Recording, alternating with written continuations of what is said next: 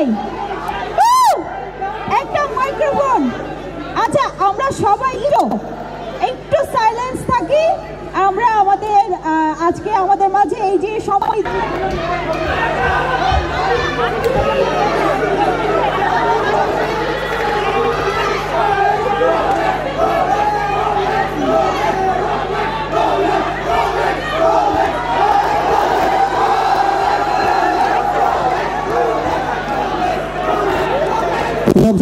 শুনলে অবাক হয়, আমার বলতে হচ্ছে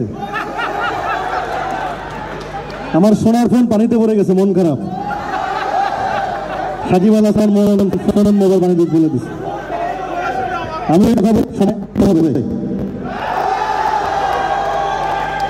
আমি একটা জিনিস বলতে চাই, দিস ইজ দ্য ফার্স্ট টুর সিডনিতে, এবং মেলবোর্নের আমার আগে থেকে তারপরে এখানে এত ভালোবাসেন যে আপনারা আমাদের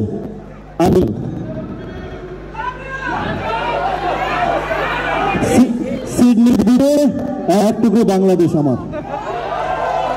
আমি এই জন্যই লাল সবুজের পতাকাটা উঁচু করে ধরেছি। আমরা বীরের জাতি, বাঙালির জাতি। আমরা যুদ্ধের একটা দেশ এনেছি, মানচিত্র এনেছি, অনেক শহীদের মা বোনের রক্তের বিনিময়ে আমার বাংলাদেশ।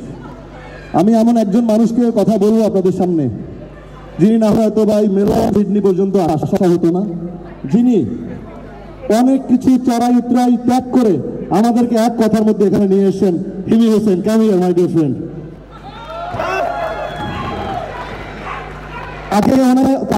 ওনাকে অনেকে অফার দিছে শাহরুখ খান, সালমান খান আর জন্য আমি বাংলাদেশের খানকে আনবো। আরেকজন মানুষকে আমি আমন্ত্রণ জানাবো, আমার আরেক বন্ধু তিশার জন্য পাইছি ভিসা। আসো। তো এই দুইজন মানুষ behind the scene, that's my full team. আমরা শুনতাম শুধু গান গায়, নায়ক নায়িকারা যে পারফর্ম করতে পারে এটা জাহেদ খান প্রমাণ করে দিছে। একবারে না দুই যাও বলে লাভ ইউ, একবারে না দুই যাও মন বলো রক্ত জাহেদ খানের ভক্ত।